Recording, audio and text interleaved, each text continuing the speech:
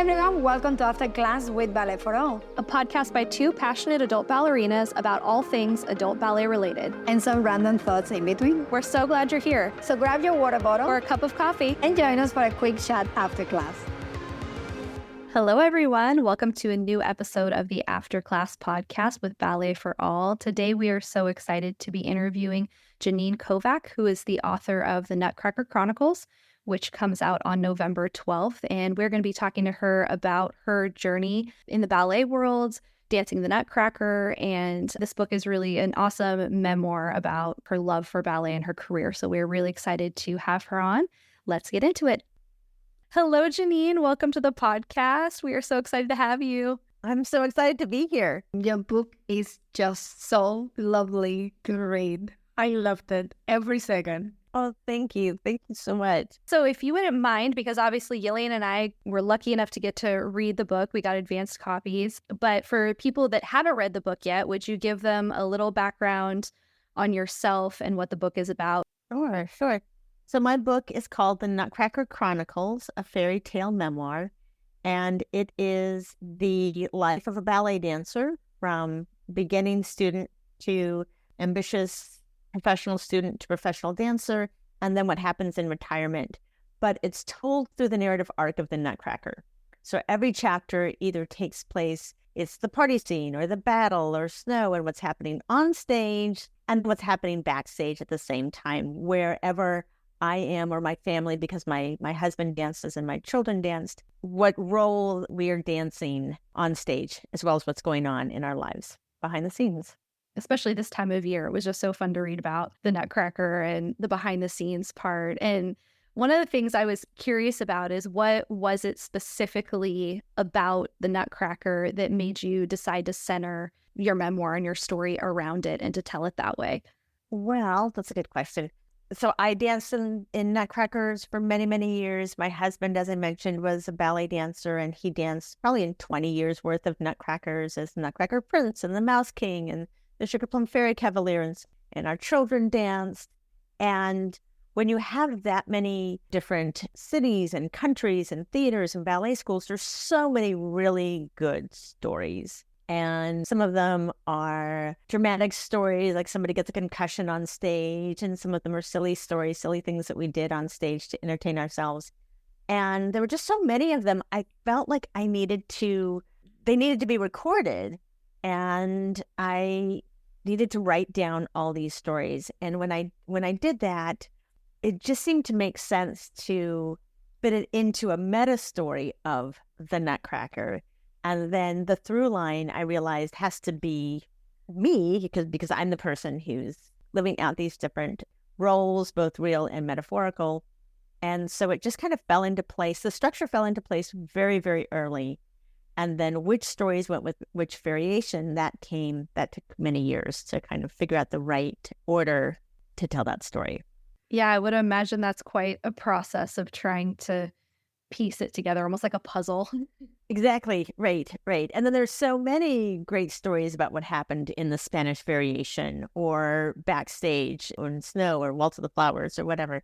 So it was like, okay, which one's going to fit in the arc of someone who wants to dance, did dance, still wants to dance, but isn't dancing, and honors that through line and still fits with what's going on in the variations or in the battle, whatever that is.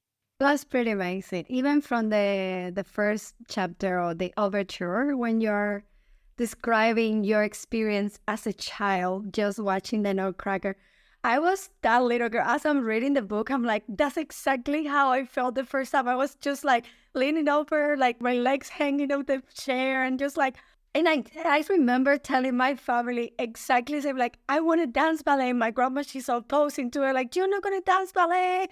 I mean, 24 years ago. And I remember everyone opposing to it. I'm like, no, I'm going to dance ballet. I want to be there. And it was just such a lovely introduction into the book, like how you have that first experience. And I'm 100% sure, not just professional dancers, but even anyone that has been in the audience watching any ballet felt exactly the same. If they were, what if I was there on the stage dancing for the audience. And it's so great the way you portray that from the audience and then from the stage. Is just amazing.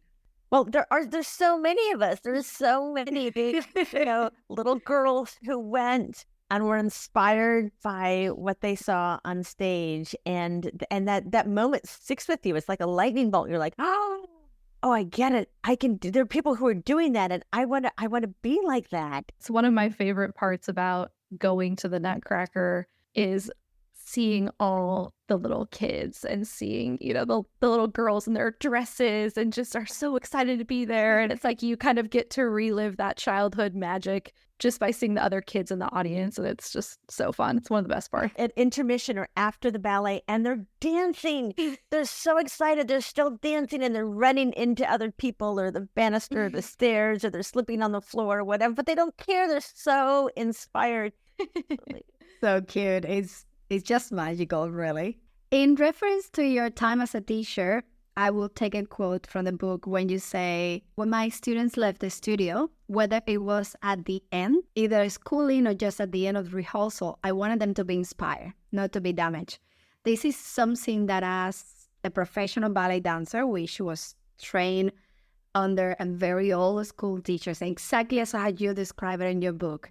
You're doing your best, trying your hardest, and your teacher's just looking at you like, is that it? Is that everything? Or you will be doing your best variation ever in a rehearsal, sweating, but super happy with my outcome. And the teachers will be like, yeah, next. Or not even acknowledge it, right? And how did you achieve that disassociation from that toxic element of, because it was toxic in a way. I remember when I first started training and teaching, how hard it was for me to realize you don't need to use a lighter on their leg. You don't need to use a needle, or you don't need to have a stick in your hand, right? How did you do that from damaging and not encouraging to being the opposite, to being inspiring? Well, same. There would be the teacher who would put her head under your leg, and you're not going to kick the teacher in her, on the head because you can't hold your leg up. And then lots of really mean insults, just really unnecessary things, and a lot of body shaming and all that. And so I wasn't the kind of person, it would never occur to me to insult someone but what I did pick up from that toxic environment was you just focus on the students that you thought had potential. And the other ones you just kind of didn't notice, right? You just put so I learned to play favorites from the training that I had.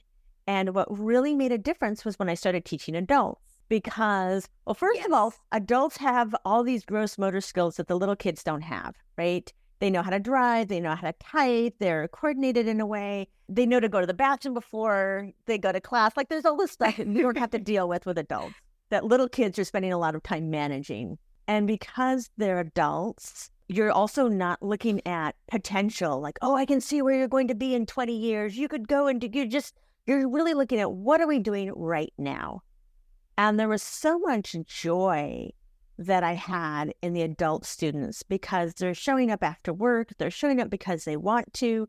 They're paying out of pocket, so that's something that they're budgeting for, right? And so they're really prioritizing this 90 minutes to dance. And it was really humbling. And one of the most gratifying things as a teacher is when you see this light bulb that goes on for a student. And when they're little, the light bulb is, I did an échappé and I landed 2 feet at the same time in second. And they realize, I can do that. And that's well, that's great.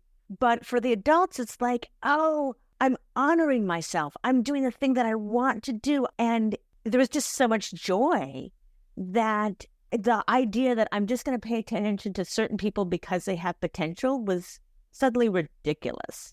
I also had to acknowledge I had one student who was so talented. She had beautiful feet and she had this amazing extension, and she'd only had a couple of years of ballet. She just had one of those bodies.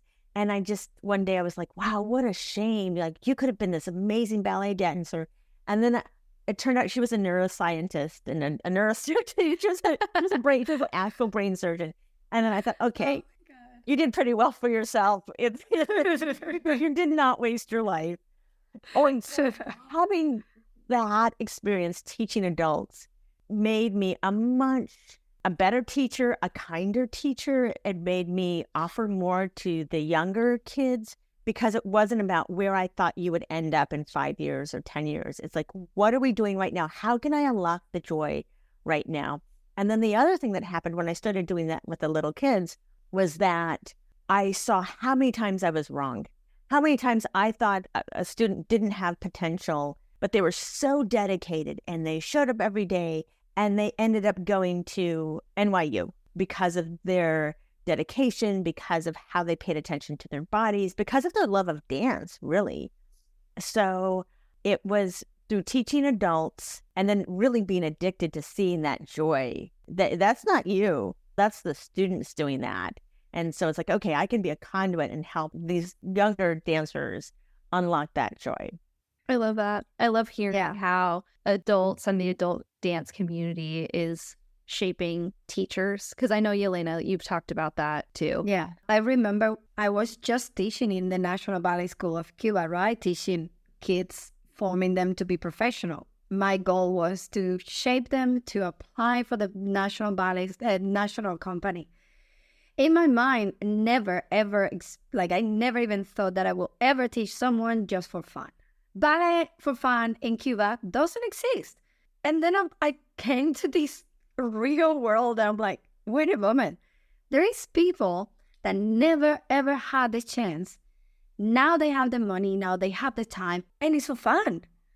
To me, oh my God, it was just a new world. It's what you were saying, seeing my students enjoying. Like I had a great time dancing, and every time I went to a stage and I had those claps, and I was just like, the world to me.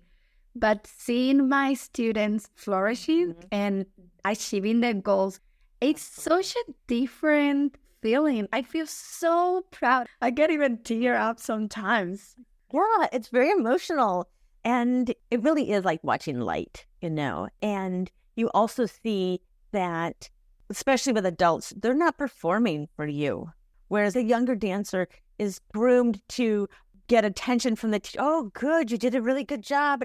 And sometimes adults will want that, but they don't need my approval. They're really doing it for themselves. And so you see that, and it is so beautiful. Yeah, there's something really special about the adult dance classroom, because I'm on the other side of it as a student, but there's a really special energy and community even that happens when you have a group of adults in a ballet studio who are, like you said, they're just there because they love it. They're paying their money. They're carving out the time. They really want to be there. And there's just something really special that happens. So we're glad you love adult dancers as much as we do. We're big fans of them on the podcast. So one of the things that I really enjoyed about the book was just seeing how your relationship with dance evolved over the course of your professional career and the insights that you share about that journey. And there was two specifically that I'd love to talk to you about. When talking about your time dancing in Italy as a professional, you say, for the first time, my body looked the way I wanted it to look, but only because I felt the way I'd always wanted to feel. And that was just like one of those statements in your book where I was like, oh, I feel that. I feel that. So can you share a little bit more about how your relationship with your body evolved over the course of your career and just that connection between how we feel about ourselves and what we think about ourselves? Because I think that's such a powerful connection, like the feeling and thinking connection. So I would love to just hear more about that idea specifically. Yeah, it's such a tricky thing because ballet is made up of specific shapes. And so if the passe isn't this shape, it's not a passe anymore, right? So you're trying to conform to this aesthetic, and at the same time you're trying to express something that transcends aesthetics.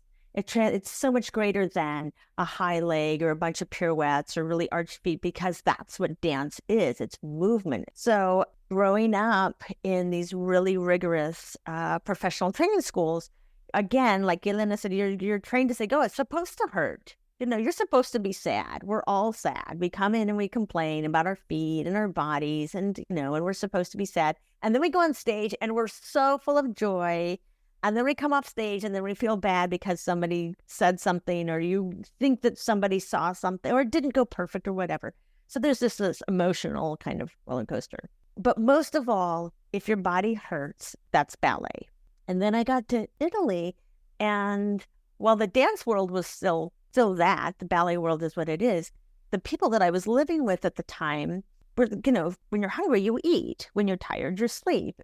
If you're sick, you stay home and you get better. And I realized that I was so used to showing up anyway that I didn't know if I was sick or not. I didn't know if I was tired. I always pretended like I was never hungry. So then I didn't speak the language yet. I didn't have a lot of autonomy. It was kind of like the equivalent of a host family. So I had to do things on someone else's schedule and kind of figure that out. And when I did get sick, the host mother wouldn't let me leave the house. And the doctor came and I had cold medicine and I rested.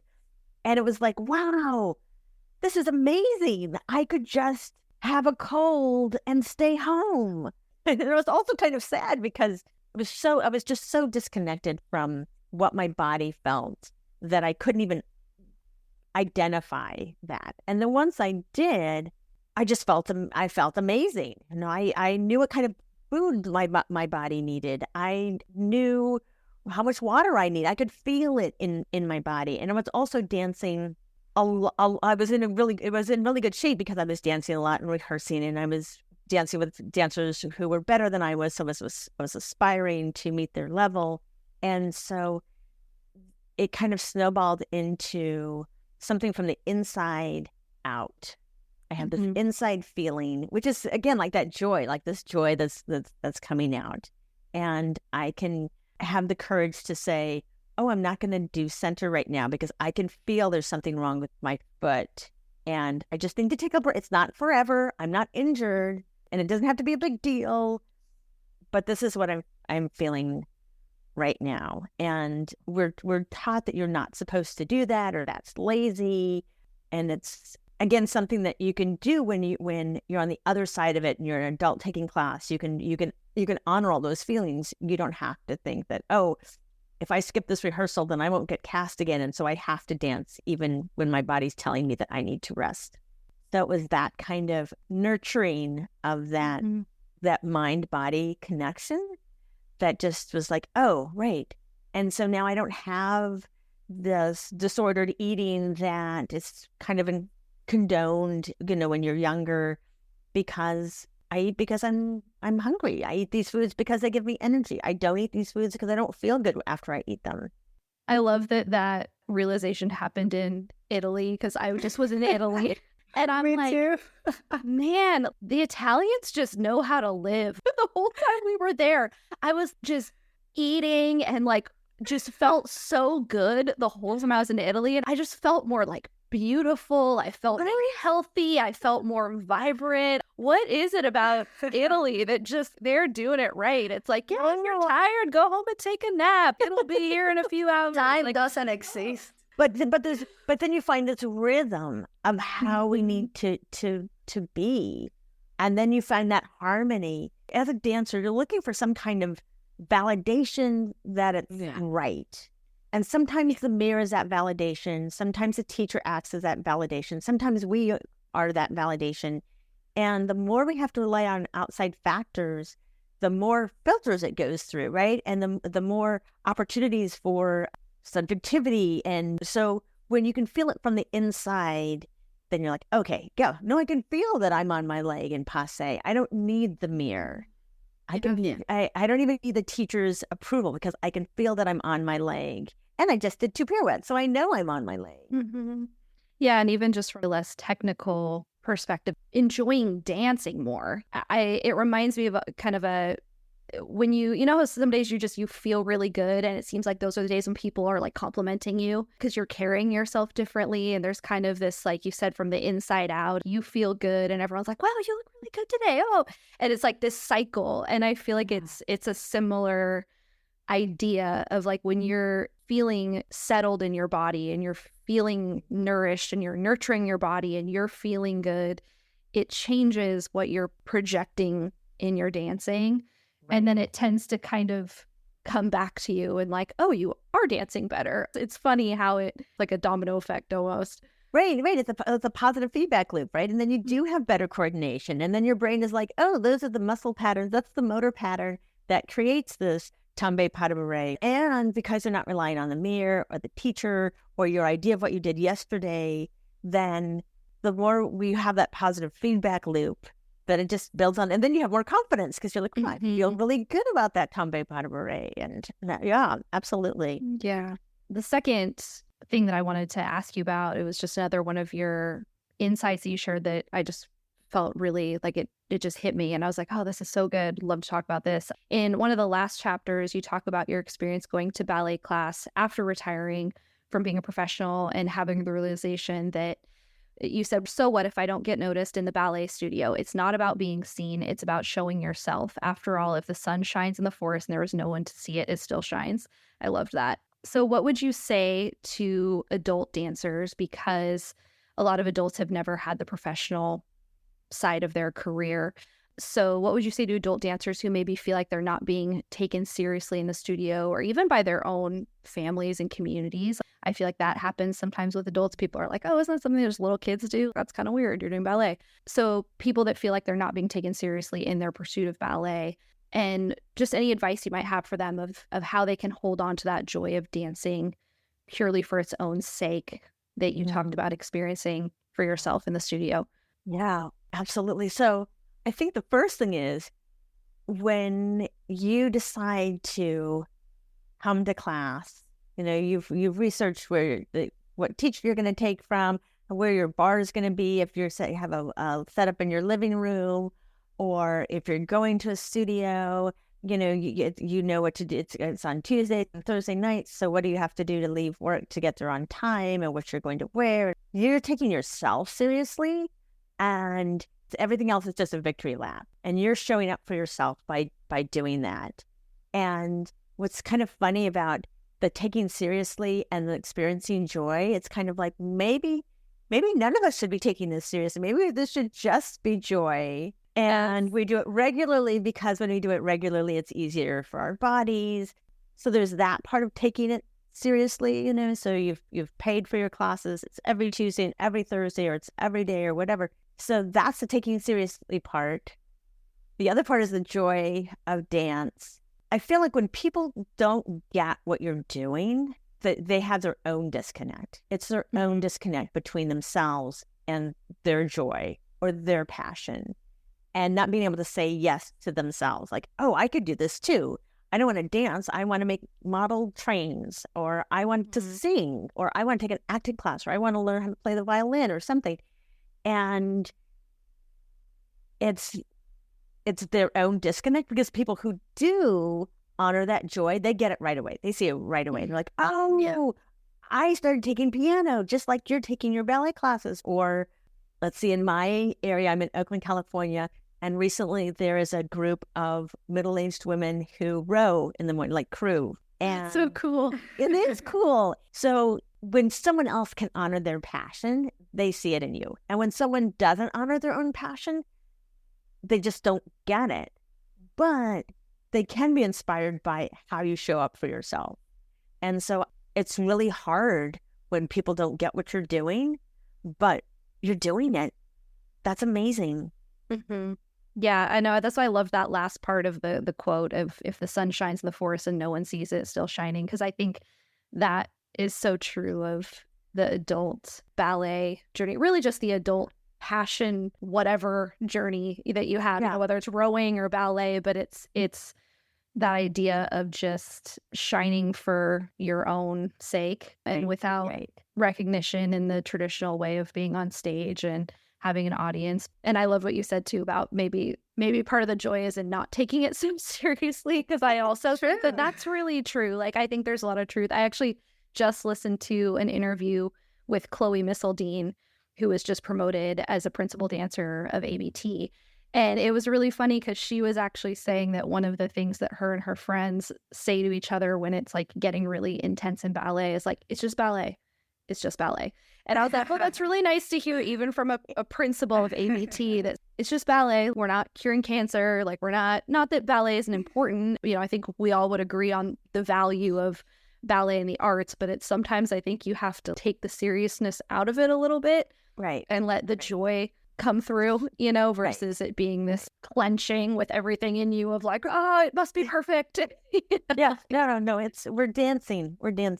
That's what happened in class every time. I tell all the students, everyone wants the perfect grand plie or the perfect combination in the center. And I'm like, you need to let go. Stop thinking of the technique and stop stressing yourself. Just let go. You already at this point created a muscle memory for that exercise. Just listen to the music, go with the flow. It's just dancing, have fun. And it's so interesting. For us, I can imagine, like for me, it was so scary after I just retired 5 years ago. And I haven't been only to one ballet class in person with someone else. And I joined this group and I felt that I had to shine for everyone else and everyone had to see me. And it was so scary because I was like, what if I don't get the double pires to both sides? I was just like, no one did care that much as I was caring. And I just stressed out so much rather than from the first second I just step on the classroom. Just have fun. That's what I was there for. And I didn't even think of it once I was there. I was like, oh no, it needs to be perfect. And forgot to have fun. It's so funny too, because it's like we were talking about earlier. Those are the times when you tend to dance better anyway. When you feel good on the inside and you're having fun. Like actually, it's funny, even just this morning, I had one of those classes where I was just having a really good time in class today. And I feel like I danced better because I was having a good time. So one of the things that I would love to just hear from you, because you have had a career in the ballet world, is in what ways have you seen things change over the course of your time as a student into professional life, now being retired? I know in the book you talk about having children that did ballet. And so you've really had this ability to kind of see into the world over a long period. So I'd love to hear what you've seen change or evolve, for better or worse. Right. So what has changed a lot is just how we understand what it means to have a healthy body. So when I was growing up, a healthy body meant that you weren't anorexic and you didn't have a sprained ankle, right? The idea that disordered eating was a problem was not on anyone's radar. The idea that you were dancing through injury to the point where someone's Achilles tendon would snap was not preventative. The idea that there was preventative care around taking care of a body was just not a concept that people understood. I remember trying to figure out, like, how can I get higher extensions? How can I have better coordination? And I started going to yoga class, and I didn't tell anybody because that was like sacrilege. You didn't do Pilates, or yoga or anything. We couldn't even bike. I wasn't allowed to get on a bicycle because my quads were meant to grow in a different position that it has to be elongated for ballet. Right. So that there could be any kind of cross training meant that you were, cheating in some way, which of course from a physical standpoint is just ridiculous, especially if you look at what a body needs. If you're always in external rotation, then there are some things that are stretched out. You think you're more flexible, but it's really just a stretched out ligament, right? So the more information you have around anatomy and other modalities that are around strength training and flexibility, then the stronger you can be in the studio, right? And then you can have your own preventative care. You don't actually have to sit out because you just didn't push it, or you recognize nothing's going on right now, but I do need to ice. So I didn't have any chronic injuries when I was a dancer. Part of it that was because of my secret yoga classes and different cranial sacral therapy and things like that for muscles and massage, just regular things like that that I had to hide that are now kind of normal, right? Now Pilates will be part of your body conditioning, or yoga, or you'll have a teacher who will have you do a downward dog in the middle of bar because it's good stretching. Also, just awareness around mental health for athletes and for dancers. There's the idea that you could have heights in a different color, the skin color. That's just a way of being more inclusive of like who has access to dance. Mm-hmm. And that has changed a lot in my lifetime. So before you would have, if you were a person of color, then you're going to get all the exoticized roles, right? You're going to be Arabian in Nutcracker, or you're going to be Chinese, or all this kind of stuff, or you're going to be the Midnight Fairy because you're kind of brown or something. And that still kind of happens, but that's not normalized anymore, right? Yeah. So that has changed, and I think that's really great because it just means that ballet is broader. Choreographically, we're not stuck just doing ballet steps. There's a lot more movement that would have been thought of as contemporary when I was dancing. That's just part of how choreography is, even if it doesn't have a French name to it. So things that are, I would say, maybe more problematic than when I was dancing, I would say the effect of social media. Mm-hmm. So you see people who are hypermobile and they just might have joints that are like that. Or maybe they are actually harming themselves, but you can't tell. You just see somebody on a foam roller in an oversplit on a reel that gets played over and over. Making it the norm. They're just making that right. norm. And that's not true. That's right, exactly. And that has nothing to do with dance, right? Mm-hmm. That's a body, that's a position. It's not always true that someone who's hypermobile is coordinated or can jump, right? Because you're concentrating on one thing about flexibility instead of where your center of gravity is as you're moving. And it certainly is really disconnected from joy, right?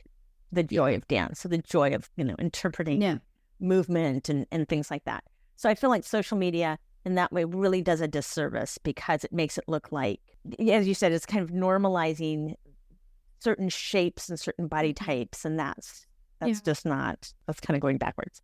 Yeah, it's like extremes, I think, are getting presented as normal or as attainable or even desirable, because I think some of, like you said, it's like, this isn't even healthy. Like, this isn't even good for your body. But it's, you see it on social media and you think, oh gosh, am I supposed to be able to do that? Right. And then that detaches you from that connection, that mind-body connection of what my body can do. Because now I'm looking at, it's like another measure of what external validation could look like. Oh, I don't fit this picture. So I'm imagining someone else thinking that I don't fit this picture. And that's just not dance. It's just not dance. We call it, in Cuba, we call it circus. Seriously. Right. That's a joke. I remember we had this, she was 2 years younger than me. She's living in US at the moment, if I'm not wrong. She's dancing. I remember her being able to do 20 pirouettes. Seriously, on point. And she was like so young. I forgot her name. And I remember her doing 20 pirouettes on point to her good side. And I remember at the beginning of realizing how good she was on her turns, how Fernando Alonso, I remember him trying to get her to realize, look, you have a great skill on you. Now we need to hone that into a technical movement that doesn't look like circus. So I do remember my teachers, like, we're going to use it and we're going to use it right. It's not that you just go there and do your 20 pirouettes with your passe, cross and whatever. No, we're going to get it. And I remember him praising it, but praising it every time she did it correctly. But I do remember that how my teachers insisted, like, we're just going to be dancers. 3 pirouettes is perfect. By doing 3 perfect pirouettes, that's fine. Even a simple pirouette. Like, how many times do I insist all my students? 1 simple pirouette with control is harder to do than double pirouette with lots of dynamic and lots of like, okay, show me the video. I just want to make sure that it's something that will actually help you to build strength. It's so hard. Right now, I'm happy for social media to be there because something that has been amazing with dancers is now everyone can see any great dancer from any part of the world, right? You just don't need to go only to the theater to see them. They get proper popularity, and it's a little bit easier for us as a dancers now to make a living because it's not just through the theater. However, it's recognizing the actual quality of those videos, and young dancers are having quite trouble trying to filter what is adequate for them. And I present that for adults. as well. Like they know a little bit of ballet, but they don't really know what can actually help them and what is right and what isn't. Right. Like they get this idea of like, oh my God, if I don't do a perfect split, then I cannot do an arabesque. And I'm like, no, you can definitely do an arabesque within your own range of motion. Yeah. Like it's possible.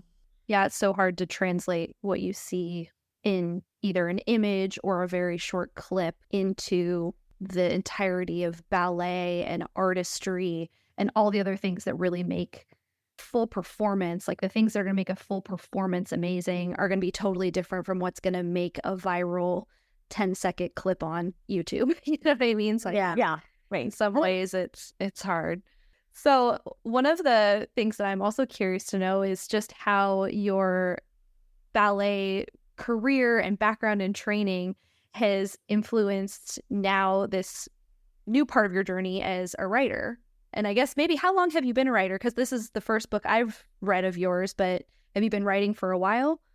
So I was probably maybe the adult ballet equivalent as a writer. So I've always been a writer. I've always written, right?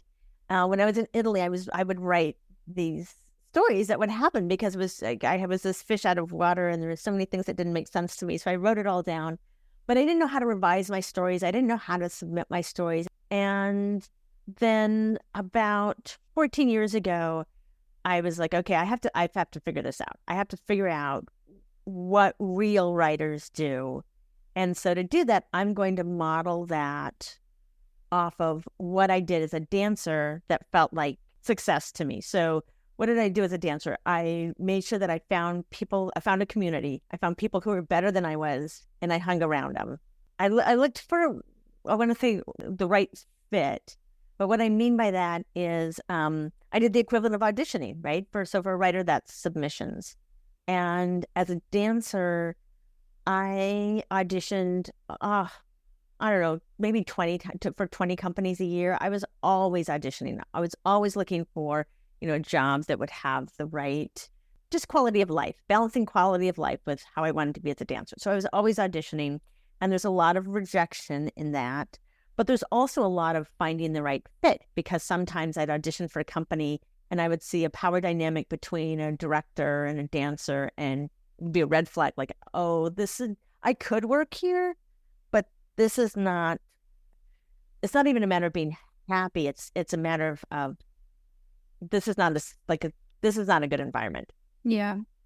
So what that means is that you kind of hone what's a good fit for you, and you get used to rejection, and it's not personal. Mm-hmm. So as a writer, I send my work out, and sometimes it's not a good fit. And sometimes I know it's not a good fit, but I send it out anyway, because sometimes something happens. I will meet someone else because I made the submission, or the editor will come back and say, we like this, but could you add some stuff? So my dance career taught me how to put myself out there. It taught me that it's not personal if someone doesn't like my work. Which is much easier as a writer than as a dancer. Because as a writer, it's like out there. As a dancer, it's you. You are the work that doesn't work. And I learned to show up every day. Right? This is like as a dancer. You don't feel like dancing, but you show up. You don't hurt yourself, but you still come to class. And you still write. Mm-hmm. And it also gave me a sense of, this is something that other writers don't get, but as a dancer, especially as a performer, you know that something happens when it gets over-rehearsed. It's about to be over-rehearsed. You need to do the break. And I can feel that with my writing. I can feel like, okay, this is almost over-revised, and I just need to give it some time. And sometimes it means I just have to send it out to like a friend, or I just have to print it out. And it's just like a feeling of the magic of art and creativity that I wouldn't see it if I were just a writer. I only see it because I know what it's like to be a dancer. And I know that, like, okay, I had a director would say, it's time to give it to Jesus. And, so, but it did. It somehow, it comes together in some magic way.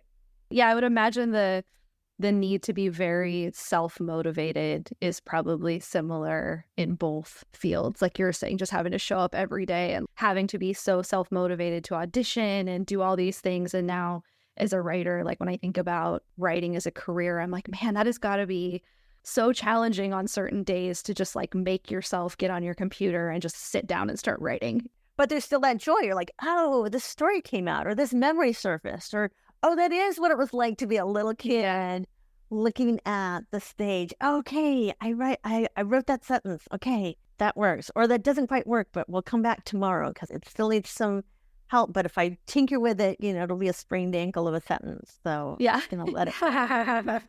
Yeah, it's funny. We've talked about that even. I can't remember if we did a podcast episode on this, but I know Yelena and I have talked about that, about how you can overdo it even with like learning. I've never performed for ballet, but even just in practice, it's like we've talked about how at a certain point, for pirouettes, for example, you hit this point where you're like, this is no longer productive practice. Right. I'm just getting frustrated. It's getting worse. So I need to just take a minute, step back. So it's funny to hear there's kind of an equivalent of that even with the writing process. Absolutely. Yeah. Well, I think for our last question, we ask anyone who comes to be a guest on our podcast this one, and it's always fun to see what the answer is going to be. So the final question is, if you could have coffee with any dancer, living or dead, who would it be and why? Well, I have two answers. So my dancer answer is David Howard, who had the David Howard Center in New York for many, many years. And it was like an open class, and you could come in, and Baryshnikov might be taking class. And he just did something that just felt like magic. And he had a very particular set of the way his bar was laid out. It was always the same way. You always had this port de bras after this tendu combination. And in those classes, I would get so warm and so cold. It was just like I was just a better dancer. And I remember trying to dissect, like, what did he do? What did he do? What was different? What's the music? So I would like to have coffee with him and say, what did you do? Yeah, what was the magic? Right, exactly. But if I had to just pick one, it wouldn't be David Howard. It would be the director that is in my book. So her name is Ingeborg Heuser, and she was born in Berlin in, she would be 100 now, so 1924. And she comes of age in Berlin, World War II. She's dancing for the Deutsche Berlin Oper. She's a soloist, but she's still very young. She's actually dancing for Hitler because that's the national company in Berlin, right? And that's the guy in charge at the time. And ballet is very elevated in all of this. And then World War II hits. So she makes her way to the States via Italy. And so I know these snippets of stories. And you can imagine how someone in that, this is someone who had been much worse than like the needle and the lighter and the cane. Yeah. And, this is someone who had lots of insults and things like that. But was still a very creative person. And growing up, I didn't know to appreciate that this is someone who has a lot of stories about the world, about art, about what happens when you have to run from your country. And you come to a country where, when she came to the United States, nobody wanted anything to do with it. She had to pretend she was French because nobody wanted Germans. So I know some of these stories, and some of them are things that my friends and I kind of pasted together from other stories. And so I would love to sit down with her, and I would just say, tell me your stories. I want to know what did you do in Italy? We heard you were a movie star, but that couldn't have been possible. What did you do? Or were you a movie star? Tell me all your stories.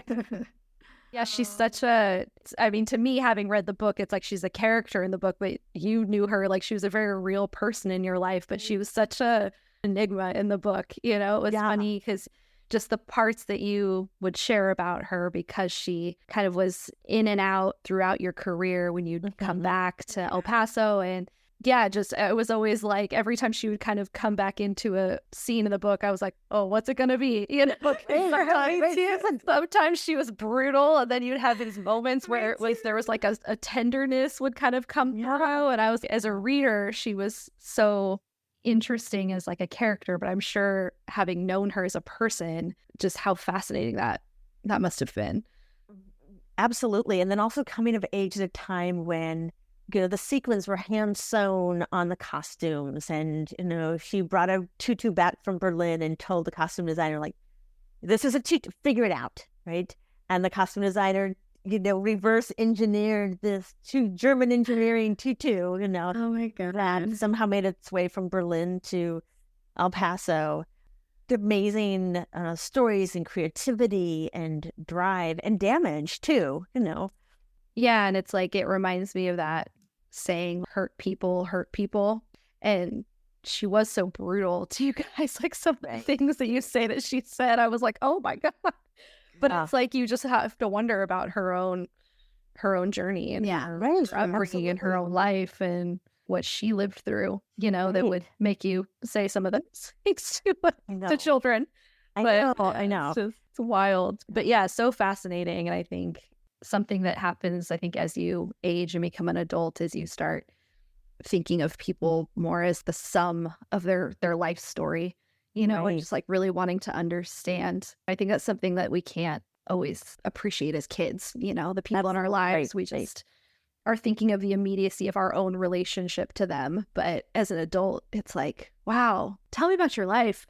Absolutely right. I can contextualize, what you went through and what you brought to us, because she did give us a layer of artistry. She did teach us a layer of artistry that I didn't get in any other school, just something that she demonstrated for us. So yeah, but again, the stories, what was it like to go from upper middle class German life to rebel, realizing I have to get out of here. Yeah, then ending up in El Paso, Texas, from Germany, to El Paso, Texas. People's individual journeys are just so fascinating. Thank you so much for being on and for sharing your story and your insights. Well, thank you so much. This has been so much fun for me, Yelena and Hannah, to both ballet and writing. Such a great book. Would you mind real quick telling our listeners where they can purchase the book, how they can connect with you if you have a website or social media, anything like that? Yes. So my website is JanineKovac.com. The book is available wherever books are sold. You can ask them to order it, or online at Amazon, Barnes & Noble. And yeah, you can find me at Janine Kovac on Instagram and Janine Kovac Writer on Facebook. Perfect. We'll put all that information so that you guys can get your own copies. It's really, really fun and just very authentic. I loved what you shared. I think any dancer will really enjoy this look into professional life and just all of the insights that you gleaned over the course of your career. So thank you so much. Thank you again for having me and letting me talk ballet and book and everything else.